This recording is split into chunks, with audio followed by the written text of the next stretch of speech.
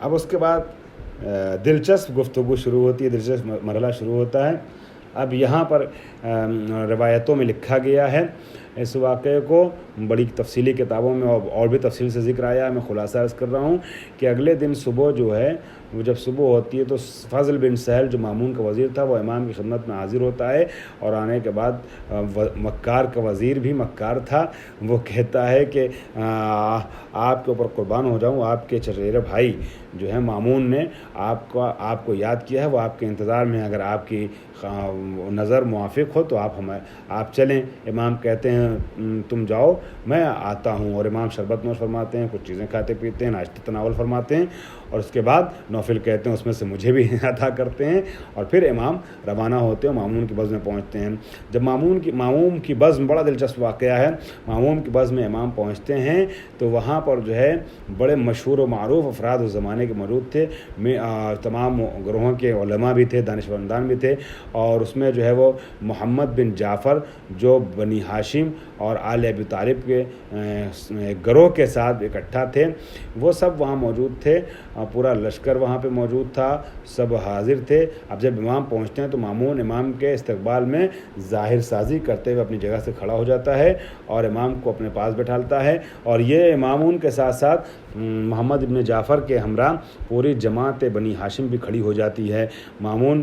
بیٹھ جاتا ہے، امام رضا بیٹھ جاتے ہیں، پھر ان لوگوں سے کہا جاتا ہے تو یہ لوگ بھی جو ہے وہ بیٹھتے ہیں جو احتراماً کھڑے ہوئے تھے، اور اس کے بعد مامون جاسلیق سے گفتگو کرتے ہوئے کہتا ہے، جاسلیق دیکھو یہ پہچانو، یہ ہمارے چچازاد بھائی علی ابن موسیٰ بن جعفر ہیں۔ چچازاد بھائی آپ جانتے ہیں اس لیے کہتا ہے چونکہ بنی عباس کی نسل سے تھا، اور جناب عباس جن کی نسل سے بنی عباس ہیں وہ رسول اللہ کے چچا تھے۔ کہتا ہے کہ ان سے تم جو ہے ملو اور ان سے گفتگو کرو اور ان سے مناظرہ کرو۔ وہ کہتا ہے جاسلیق کہ میں امیر المومنین مجھے معاف کیجیے گا، میں ان سے گفتگو نہیں کر سکتا ہوں، دینی امور میں ان سے مناظرہ نہیں کر سکتا ہوں، اس لیے نہیں کر سکتا ہوں کہ یہ دوسری کتاب سے لائیں گے، حوالہ دیں گے، گفتگو کریں گے جس کو میں مانتا نہیں ہوں، یعنی قرآن، اور یہ دوسرے نبی کی بات کا حوالہ دیں گے جس نبی کو میں مانتا نہیں ہوں، ٹھیک ہے، تو اس مناظرے سے، اس گفتگو سے کوئی فائدہ نہیں ہے۔ اور یہ اسی ٹائپ کا آدمی تھا جیسے امام کہتے ہیں تم گھبراؤ نہیں، ہم تمہیں جو جواب دیں گے وہ تمہاری کتاب سے دیں گے۔ حالانکہ آپ کو علم ہوگا کہ جاسلیق کی عادت تھی کہ متکلمین سے کہا کرتا تھا کہ مسلمان متکلمین سے کہتا تھا کہ ہم اور تم دونوں جناب عیسیٰ کو مانتے ہیں، اس چیز پر متفق ہیں، اور وہ آسمان پر اٹھا لیے گئے زندہ ہیں، اس پر بھی متفق ہیں، اور صرف محمد مصطفیٰ صلی اللہ علیہ وسلم کے وجود پر ہم متفق نہیں ہیں۔ تم ان کی نبوت کو مانتے ہو اور ہم ان کی نبوت کو نہیں مانتے۔ پھر اس کے بعد جو ہے یہ ہے کہ وہ وفات پا گئے، اس پر ہم بھی متفق ہیں اور تم بھی متفق ہیں۔ تو ایسے دیکھا جائے تو تمہارے پاس کوئی دلیل باقی نہیں رہتی ہے، حجت باقی نہیں رہتی ہے کہ تم ہمارے خلاف جو ہے احتجاج لے آؤ، ٹھیک ہے، جس کو تم مانتے اس کو ہم نہیں مانتے، مگر ہمارا جو ہے اس کو تو تم بھی مانتے ہو، اس کی عظمت کا اعتراف کرتے ہو، تو وہ سچا ہے، وہ صحیح ہے۔ اب ایسے ماحول میں اکثر جو ہے وہ مناظرہ کرنے والے افراد جو ہے وہ تقریباً جو ہے وہ شکست سے روبرو ہو جایا کرتے تھے، اس طریقے کی مبہوت کرنے والی یا سفسطے میں مبتلا کرنے والی باتیں کیا کرتا تھا۔ مامون رشید کے اشارے پر ایک دن امام رضا علیہ السلام سے بھی جب اس کو مناظرے کا موقع ملا تو وہی سوال دہراتے ہوئے اس نے کہا کہ آپ فرمائیں کہ حضرت عیسیٰ کی نبوت اور ان کی کتاب دونوں پر آپ کا ایمان اور عقیدہ ہے یا نہیں؟ آپ نے فرمایا کہ بالکل مجھے یقین ہے، میرا عقیدہ ہے، جناب عیسیٰ کی نبوت کا بھی عقیدہ ہے، ان کی کتاب کا بھی عقیدہ ہے، ٹھیک ہے، میں عقیدہ رکھتا ہوں، لیکن وہ کتاب کہ جس نے ہمارے نبی حضرت محمد مصطفیٰ صلی اللہ علیہ وسلم کی نبوت اپنے حوارین کو بتائی تھی، بشارت دی تھی، وہ کتاب اور وہ عیسیٰ نبی، ان کے اوپر ہم یقین رکھتے ہیں اور اس کتاب کی تصدیق کرتے ہیں، ٹھیک ہے، کہ اس میں بشارت درج ہے، ٹھیک ہے، جو عیسائی اس کے معترف نہیں اور جو کتاب اس کی شارح و مصدق نہیں، اس پر میرا ایمان نہیں ہے۔ جواب سن کر جاسلیق خاموش ہو گیا، کیونکہ ظاہر سی بات ہے ان کی غیر تحریف شدہ جو کتابیں ہیں اس میں پیغمبر کا ذکر ہے۔ پھر آپ نے فرمایا کہ اے جاسلیق، ہم اس عیسیٰ کو جس نے حضرت محمد مصطفیٰ صلی اللہ علیہ وسلم کی نبوت کی بشارت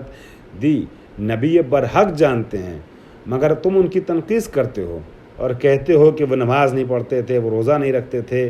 ہے نا، وہ سب کام نہیں کرتے تھے، اس کے پابند نہیں تھے۔ جاسلیک نے کہا کہ ارے ہم تو یہ نہیں کہتے، وہ تو ہمیشہ قائم اللیل تھے، صائم النہار تھے، ہمیشہ عبادتیں کیا کرتے تھے، روزہ بھی رکھتے تھے، نمازیں پڑھتے تھے۔ ٹھیک ہے، آپ نے فرمایا عیسیٰ تو عقائد نصارہ کی بنیاد پر معاذ اللہ خدا تھے، تو جب خدا تھے تو یہ روزہ کس کے لیے، یہ نماز کس کے لیے؟ یہ سن کر جاسلیک جو ہے وہ مبہوت ہو گیا اور اس کے پاس کوئی جواب نہ رہا۔ البتہ یہ کہنے لگا کہ جو مردوں کو زندہ کرے، جو زامی کو شفا دے، نابینا کو بینا کرے، پانی پر چلے، اور یہ تمام امور انجام دے، وہ اس کا سزاوار نہیں ہے کیا کہ اس کو خدا کہا جائے، اس کی پرستش اور اس کی عبادت کی جائے اور اسے معبود سمجھا جائے؟ تو امام نے فرمایا الیسا بھی پانی پر چلتے تھے، ٹھیک ہے،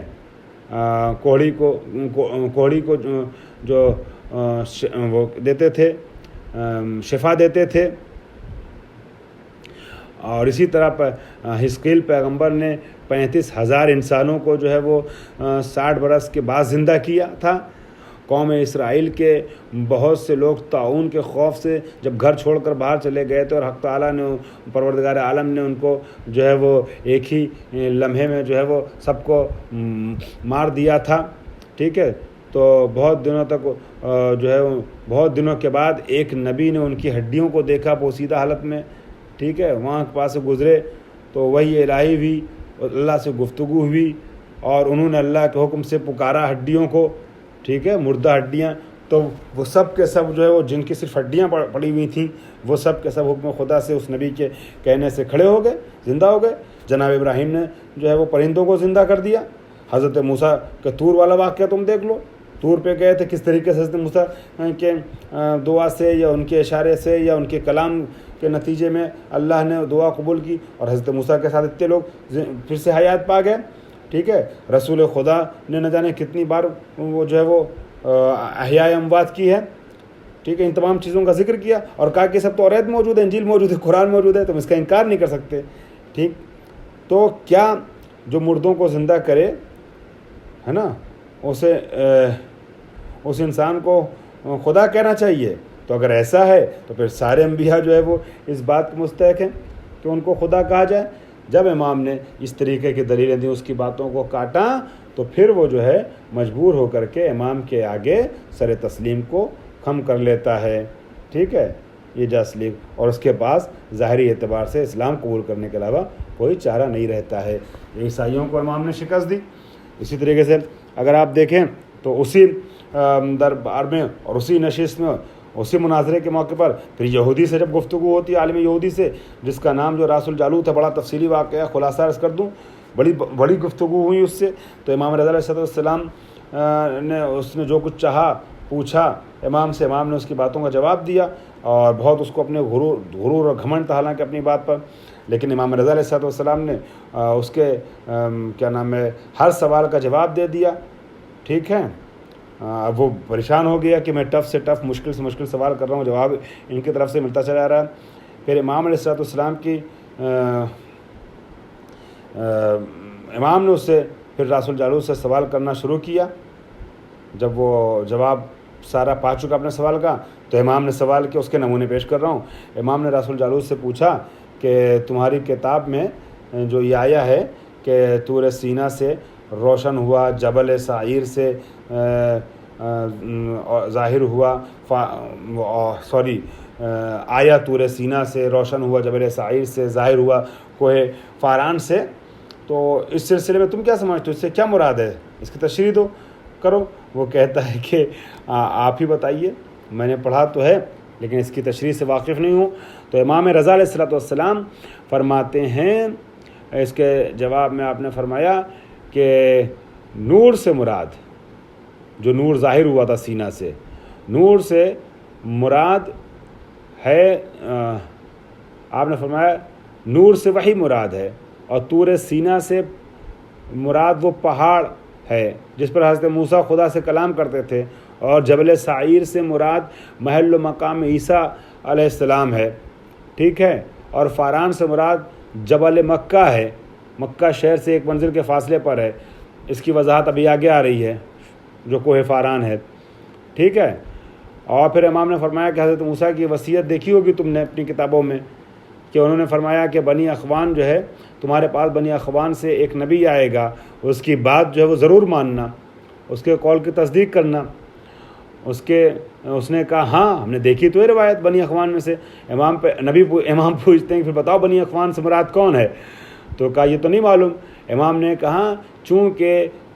یہودی مذہب کے جو مورث سے اعلیٰ تھے جناب اسحاق علیہ السلام، جناب اسحاق جو ہیں وہ بھائی تھے جناب اسماعیل کے، تو یہ جو جناب اسماعیل کی اولاد ہوئی وہ اولاد اسحاق کے لیے بنی اخوان ہوئی، لہٰذا مراد جو ہے کہ اسماعیل کی اولاد سے ایک نبی آئے گا، اور اسماعیل کی اولاد سے ایک نبی کون ہے وہ آپ کو ہم کو سب کو پتہ ہے، وہ حضرت محمد مصطفیٰ صلی اللہ علیہ وسلم ہیں، وہ مراد ہیں یہاں پر۔ اس کے بعد جبل فاران کی امام نے تفصیل بتائی ہے کہ جبل فاران سے آنے والا کیسے ہوگا اور کس طریقے سے گواہی دے گا، ٹھیک ہے۔ اور پھر اس کے بعد امام جو ہے وہ اس سے پوچھتے ہیں کہ بتاؤ تمہاری کتاب میں ایک نبی کا ذکر ہے کہ توریت میں، کہ وہ کہتے ہیں کہ ہم نے دیکھا ہے سواری کرتے ہوئے، ایک کو جو ہے وہ گدھے پر اور ایک کو جو ہے مطلب ایک کو خچر پر دیکھا سواری کرتے ہوئے اور ایک کو جو ہے وہ جمل پر یعنی اونٹ پر سواری کرتے ہوئے دیکھا، کون مراد ہیں وہ دو سوار؟ کہ مجھے نہیں معلوم۔ کہتے ہیں کہ خچر پر سواری کرنے والے جس کا ذکر ہے وہ حضرت عیسیٰ تھے، اور جمل پہ یعنی اونٹ پہ سواری کرنے والے حضرت محمد مصطفیٰ ہیں۔ تو تمہیں ماننا پڑے گا کہ تمہاری کتابوں میں دو بعد والے ایسے نبیوں کا تذکرہ ہے جن کو تمہیں مانتے نہیں ہو، جن کا اعتراف نہیں کرتے ہو، اور تمہیں اعتراف کرنا چاہیے اپنی کتابوں کے اعتبار سے۔ پھر آپ نے فرمایا تم حضرت حبقوق کے نبی کے سلسلے میں کہ اس قول سے واقفیت ہے کہ نہیں، واقف ہو کہ نہیں کہ خدا بیابان جبل فاران خدا اپنا بیان جبل فاران سے اور تمام آسمانی وہ مطلب اپنے آسمان جبل فاران سے سنایا، اور تمام جو ہے اہل سماوات نے اس حمد الہی کی آواز سنی۔ پھر اس کی امت اور اس کے لشکر کے یعنی جب سنایا اس نے اپنا جبل فاران سے سنانے والے نے، تو پھر جو ہے وہ اس کے لشکر کے سوار خشکی اور تری میں جنگ کریں گے، اور ایک کتاب آئے گی۔ مطلب یہ تفصیلی روایت کا خلاصہ صرف آپ کی خدمت میں عرض کر رہا ہوں، میں اپنے لفظوں میں خلاصہ کرتے ہوئے۔ پھر بیت المقدس کی خرابی کے بعد اور پوری داستان ایک تفصیلی بات واقعہ، تو یہ ساری چیزیں تمہارے پاس حضرت موسیٰ علیہ السلام کی نبوت کی اچھا یہ ساری چیزیں بتائیں، اور پھر کہا کہ اگر تم نہیں سمجھتے ہو کہ یہ کون ہے جس کے بارے میں یہ پیشن گوئیاں بھی ہوئی ہیں، تو میں تمہیں بتا رہا ہوں جبل فاران سے حمد الہی کو پوری دنیا تک پہنچانے والا اور زمین سے لے کر آسمان تک پہنچانے والا کون ہے، اور نبی کے عظمتوں کے سلسلے میں اس کو باخبر کیا۔ اسی طریقے سے پوچھا کہ جناب موسیٰ کی نبوت کے سلسلے میں تمہارے پاس کیا دلیل ہے، کہ ان سے وہ امور ظاہر ہوئے جو ان کے پہلے نہیں ظاہر ہوئے انبیاء کے ذریعے سے، ٹھیک ہے، مثلا دریا نیل کا شگافتہ ہونا، ٹھیک ہے، عصا کا سانپ بن جانا، ایک پتھر سے 12 چشمہ جاری ہونا، یہ تمام ید بیضا وغیرہ یہ سب چیزیں رہی ہیں۔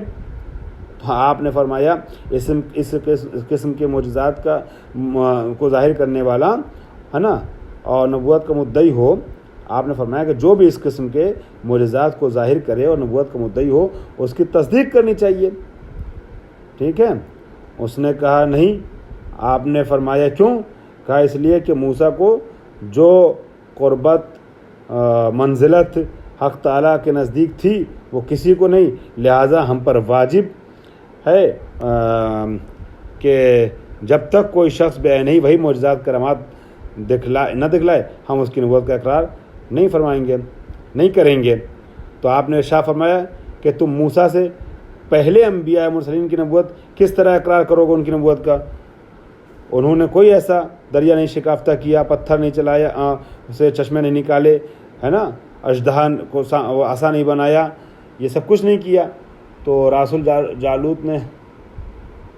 ٹھیک ہے، اس تمام اس کے یہ سارے امور جو ہے وہ اس کے ذریعے سے نہیں ظاہر ہوئے جو تمہارے ان کے پہلے والے انبیاء تھے۔ تو رسول جالوت نے کہا کہ جب ایسے امور و علامات خاص طور سے ان سے ظاہر ہوں جن کے اظہار سے عموماً تمام خلائق عاجز ہوں، تو وہ اگرچہ بین ایسے معجزات ہوں یا نہ ہوں ان کی تصدیق ہم پر واجب ہوگی، ٹھیک ہے، واجب ہو جائے گی۔ حضرت امام رضا علیہ الصلوۃ والسلام نے فرمایا کہ حضرت عیسیٰ بھی مردوں کو زندہ کرتے تھے، ٹھیک ہے، اور کور مادرزاد کو یعنی پیدائشی اندھوں کو جو ہے وہ اور نابینا کو جو ہے وہ شفا دیتے تھے، بینا بناتے تھے، مبروز کو جو ہے وہ شفا عطا کرتے تھے، مٹی سے چڑیا بنایا کرتے تھے۔ یہ امور جن سے عام لوگ عاجز ہیں، اور پھر اسی طریقے سے پیغمبر اکرم بھی، تو تم ان کو پیغمبر کیوں نہیں مانتے؟ راس الجالوت نے کہا کہ لوگ ایسا کہتے ہیں مگر ہم نے ان کو تو ایسا نہیں دیکھا کہ یہ معجزات کیے ہوں۔ تو امام کہتے ہیں کہ پھر یہ بتاؤ کہ موسیٰ کو تو تم نے نہیں دیکھا کرتے ہوئے، کہ معتبر لوگوں نے کہا۔ تو اگر معتبر لوگ جو ہیں جناب موسیٰ کے بارے میں کہہ رہے ہو تم مان رہے ہو، تو اسی طریقے سے جناب عیسیٰ کے بارے میں بھی معتبر لوگ کہیں، امام اور پیغمبر اکرم کے بارے میں لوگ کہیں، تو تمہیں ماننا پڑے گا۔ پیغمبر اکرم کا تو بہترین معجزہ قرآن ہے، آج بھی معجزہ، زندہ معجزہ موجود ہے، فصاحت و بلاغت کے اعتبار سے قیامت تک رہے گا، کوئی جواب نہیں لا رہا ہے۔ تو پھر وہ سن کر کے خاموش ہو گیا۔ اسی طریقے سے مجوسی عالم سے بھی ایمان کی گفتگو ہوئی، دوسرے مذاہب سے بھی گفتگو ہوئی، مجھے کچھ گفتگو میں پیش کرنی تھی، مگر یہ کہ اب زیادہ وقت نہیں ہے، لہٰذا ان تمام چیزوں کو چھوڑتے ہوئے میں گفتگو کے آخری مرحلے میں انشاءاللہ اگلے درس میں وارد ہو جاؤں گا۔ ٹھیک ہے، التماس سے دعا، خدا حافظ۔